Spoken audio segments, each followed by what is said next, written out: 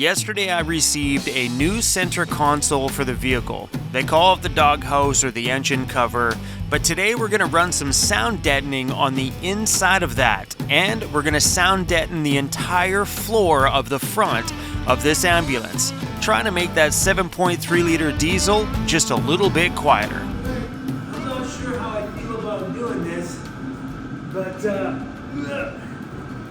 I'm going to pull this liner out of here without damaging it, because this is the heat shielding, and see if I can run some of that Dynamat material along the inside, because I think there's going to be a lot of noise coming through this section, and then put this stuff back over top of it. But I'm scared it's not going to go back in.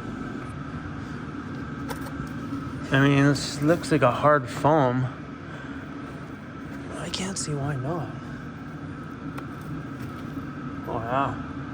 Looks like this has been glued in there at some point. It's sticky. I wonder if the factory does that. They run a bead of glue in there. Oh, this just lifts right out. Oh, easy peasy. Oh yeah. So there's already a layer of butyl stuff already in here. Oh, this is cool, man. I didn't know that. So we're gonna run another layer of Dynamat over this whole entire area here, just to give it one extra layer. That's some thick stuff though. If that comes from the factory, man, that's way thicker than the Dynamat stuff. So the product that I'm using for all my sound deadening stuff is Dynamat Extreme. This will also be put on the floors of the vehicle as well too. Let's run one more layer inside of here. This stuff cuts pretty easy. I have a good set of industrial scissors here.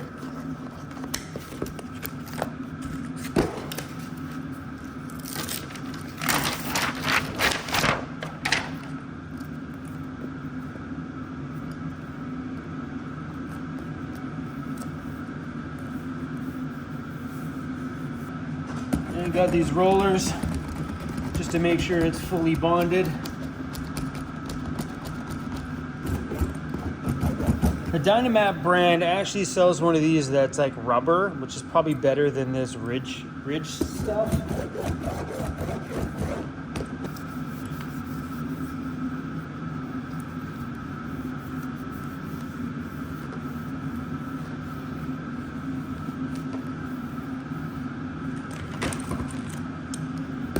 Stuff's really easy to apply though. Kind of bonds just about instantly. As soon as it touches something, it's pretty hard to get up.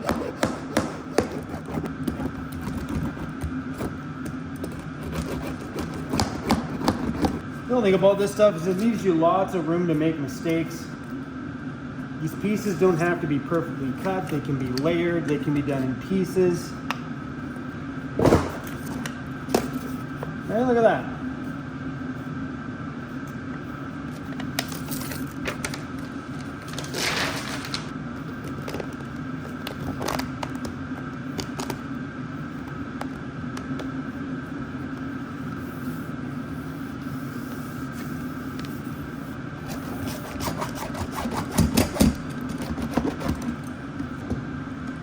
I never had the chance to build my current van home like this. The one outside, I built it as I lived in it.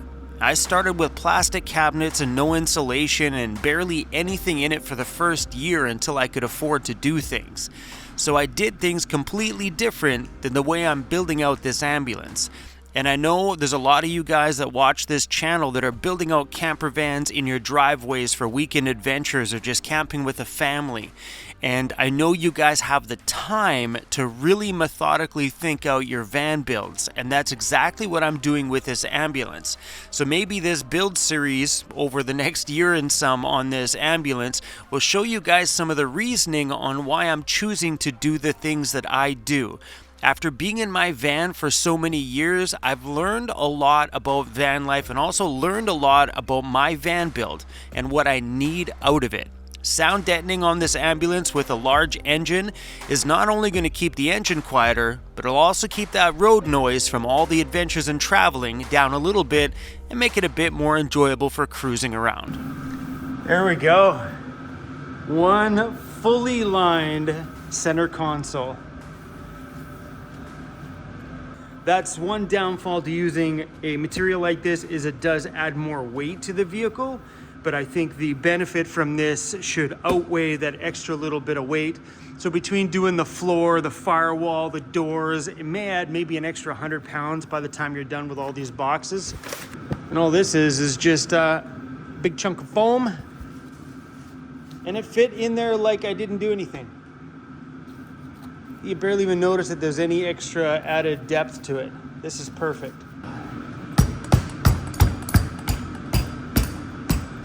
Finding these center consoles, or the doghouse, whatever you want to call it, were not easy. Every single auto wrecker around here that I found said that they had these, but there was screw holes in it, scratches all over it, just like in very poor shape. So that's why I took to eBay. And you really got to shop around on eBay, because there are some people selling these things for like 500 bucks. The bracket on this side is intact, but it is missing one on the other side, but we're gonna pull it from my other console. I don't have a rivet gun, so we're gonna have to go out and buy it, but that's what happened, is the rivets broke on here and then the latch thing fell off, so we're gonna drill these out. I probably should have did this before I did all that inside work, but I still gotta go out and buy a rivet gun anyway. So on here, we should just be able to drill the top part of the rivet out here, and it should just pop right out.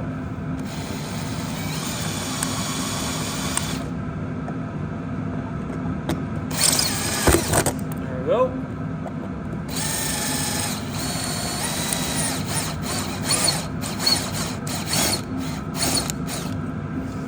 That's it.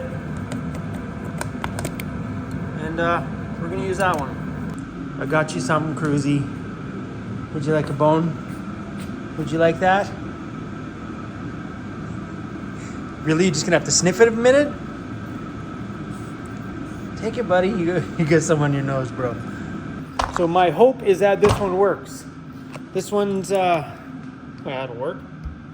So yeah, we're gonna have to go out and buy ourselves a rivet gun probably tomorrow. Oops, the other way. Yeah, it's perfect. So I was just online looking at some stuff, and it seems like every time I get on that damn internet, every time I see more cool things to add to that, to that big beast of an ambulance. And the more things I find, that higher that bill's getting. So I just found a really cool light that mounts to the back of here. And then when you open up the hood, you can hit the switch here and it lights up the whole entire engine bay. I'm pretty sure we could make one. We could just get a random light and stick it up in there. I don't think I need to buy a light like that from a company that actually makes them, because it was like $80. You'll probably find a light on Amazon for 10 bucks that'll do the same thing. But I just like the concept of it. I like the idea that when you open up the hood, you can hit a switch and it lights up everything in here. So if you have a battery problem or need to change a fuse or anything like that while you're out there in the dark, you don't gotta wait and go to the back of the van in the nasty weather and make sure that your portable light has power. If it doesn't have power, oh no, go find your flashlight, click it, all of a sudden your thing doesn't work. Sometimes it's nice to do that, especially when you're at this point in the build. For me, I got the chance to take things slow. I got the chance to think about all these little baby tiny things now instead of later. Because I've been living in my current van, which is parked outside the shop right now, for over 5 years, I learn things. You know, I know when I'm out in scenarios, go, man, it'd be nice to just have a light here. I got that chance right now to do that with this. So we are not messing around. But it's gonna take me years to put this together because, man, if I keep going online and adding things, I'm gonna go broke. We need more channel sponsors. On that note, today's video is sponsored by Surfshark. Using a VPN service like Surfshark is just a really good idea as a nomad, because we're out there on public Wi-Fi all the time. And when you use a VPN, it encrypts everything that you do. So when you log in on a public Wi-Fi connection, it goes through Surfshark. They encrypt everything before they send you out there in the world. So if anybody tries to hack in, they can't get back through Surfshark to get back to you, making our time just a little bit safer out there. And for me, it's just a great idea right now with all the time I'm spending online, throwing out all my information all over the world and addresses and stuff. I feel a lot better using a VPN service for doing anything that I do on the internet. But if you're a person that doesn't care about that stuff and just wants to have a little bit of fun in their life, using a VPN allows you to spoof some of the streaming services out there like Netflix and Hulu and Disney Plus. So in Canada, we can only watch certain things here, but in the US, you got different stuff than what we have here, and the same thing goes with probably other places in the world. You just spoof it. So you log online and say you're coming in from somewhere else, and bada boom, that service thinks you're in the USA when you're actually in Canada somewhere. Anyway, guys, they're offering you 83% off and 3 months free if you use my promo code down below. And that, my friends, is how we're gonna fund this project, little pieces at a time. Sponsors, baby! The Dynamat Extreme product is supposed to reduce road noise and vibration. The key to this is to reduce noise. Not only road noise, but hopefully some of the sound of that 7.3 liter engine coming through the vehicle. I got 2 boxes of this, so we're gonna start doing the floor. I remember using this product a long time ago when I used to do a lot of car stereo stuff. And this was used to stop the vibrations from all the bass and also improves the sound quality of your car stereo, which is beneficial because this thing is getting a fat system as well too. I'm just gonna do 1 layer of this stuff on the floor. See a little groove right there? That is from the roller, the little roller. So what I did is I shoved this up in there and used the roller to trim out this line. Worked out pretty good.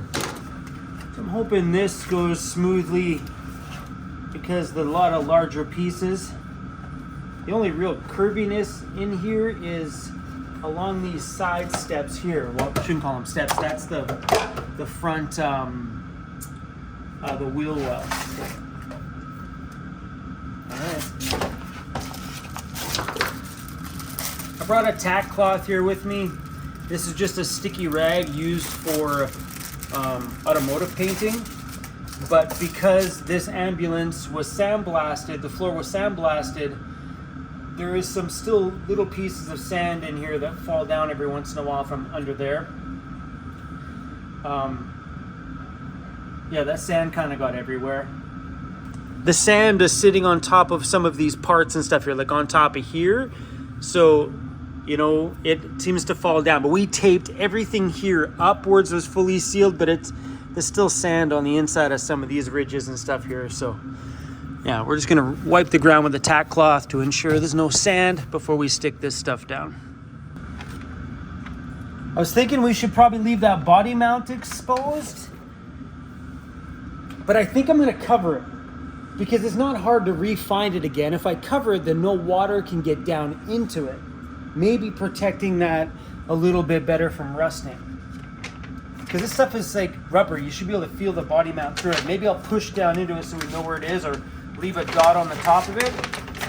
But sealing it in might help protect the welds. Or I went over on this side. I don't really know the difference between all these other brands that are making the same style product. And there's quite a few of them, like Killmat or Noeco, however you pronounce that one. And there's some other ones out there too. It's just literally foil on one side and butyl rubber on the other. And I watched a lot of videos before I purchased this. And I watched a lot of videos where they compared all the different brands. And some of those came out testing-wise that the Dynamat was better. Maybe I spent double the money for no reason. Maybe Killmat did the exact same thing. It probably does. But anyway, guys, this box cost me $171 to do the floor, Canadian, and I bought 2 boxes because we still need to do the side doors, and I figured having a little extra ain't gonna hurt, just in case I need to do some things elsewhere in the ambulance as well. It's laying on there pretty good. So let's hear the difference. That's solid.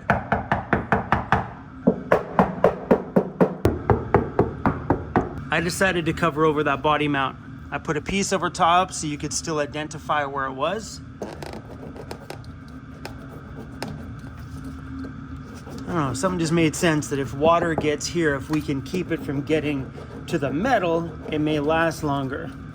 And this Dynamat stuff does not absorb water at all, so as long as nothing gets underneath here, we should be good. Because if you ever got to pull this stuff up, man, that would be a total gong show. So there's a little thing down there where it clips into. I'm just going to trim a little bit off on each side of it.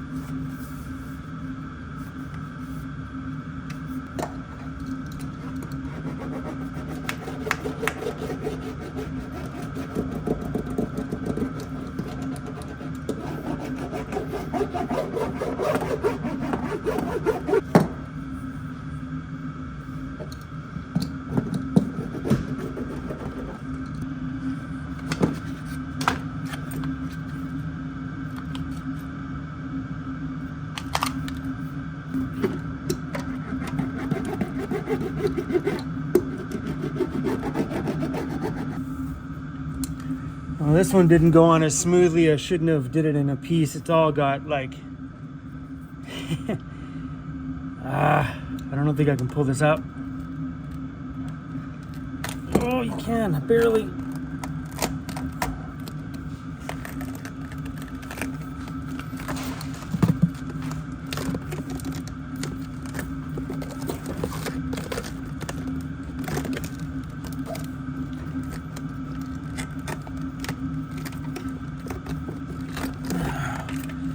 Oh, that didn't go very good.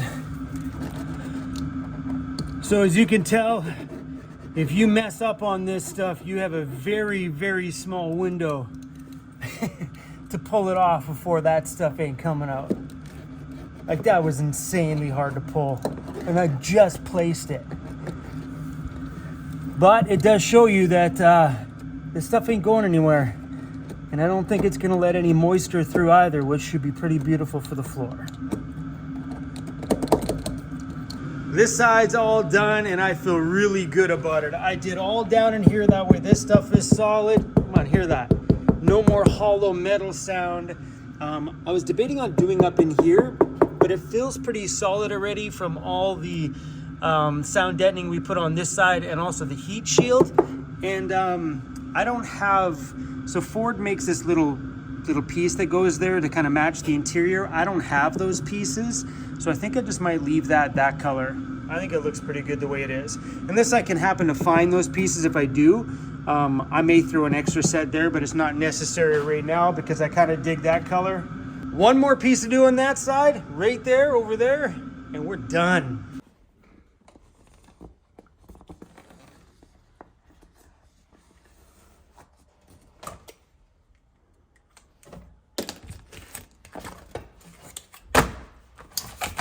That works out really well.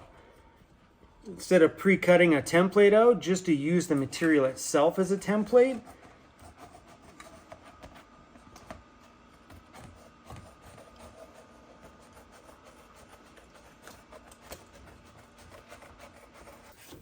Sound deadening on the floor completed. Protecting these floors is very important to me.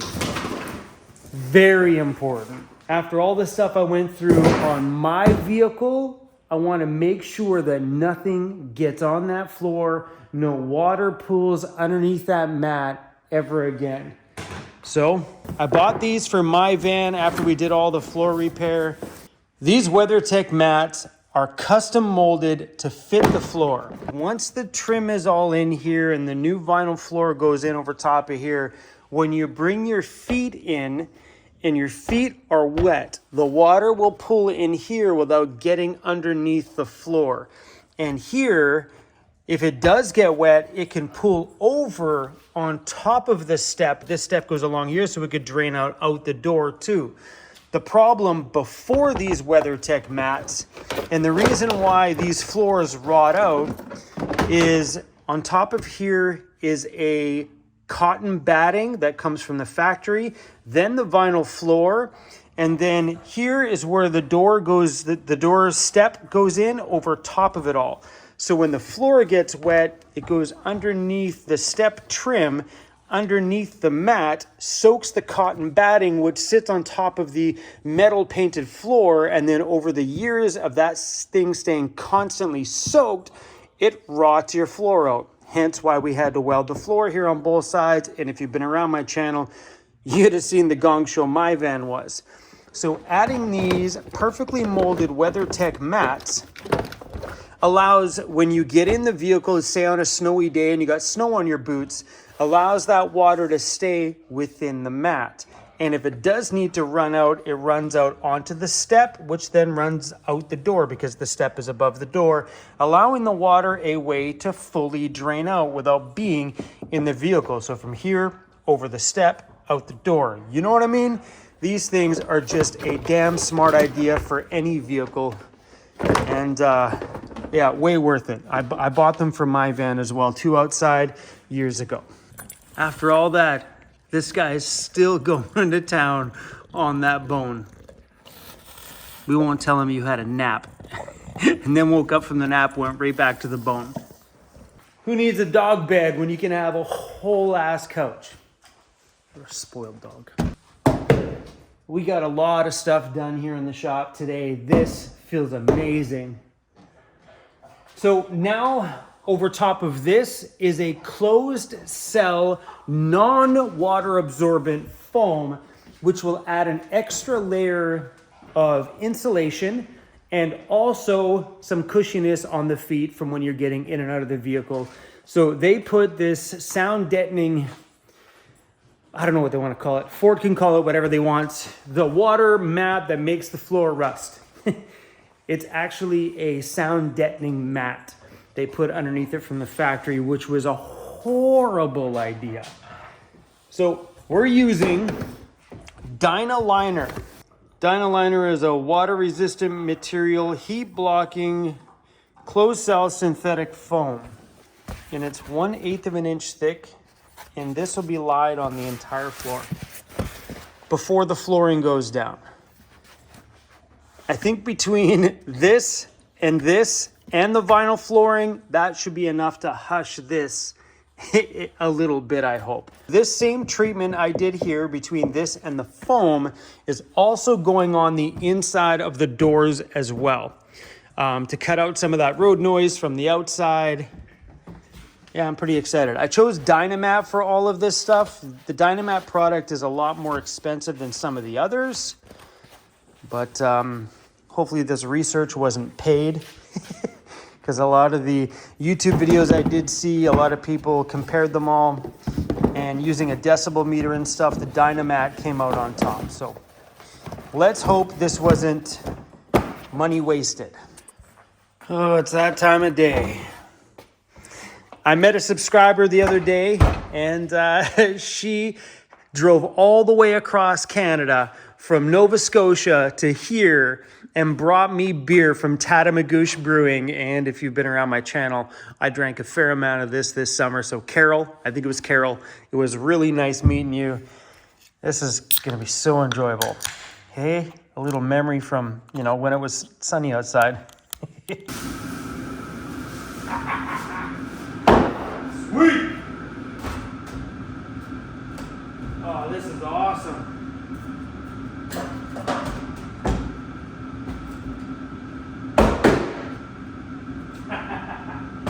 Oh, this is perfect. Well, I think that's all I got for you guys today. Thanks for hanging out. I got a lot of stuff done. It's 7 p.m. right now. I'm good to call it a day. But for a day that I thought was gonna be nothing, like I literally thought I wasn't gonna do anything when I got up today. turned out that we got a ton of stuff done. All the sound deadening finished. Now, when I get one more box of that foam in, we can foam up the top. I ordered the vinyl floor. That should be in a couple of weeks.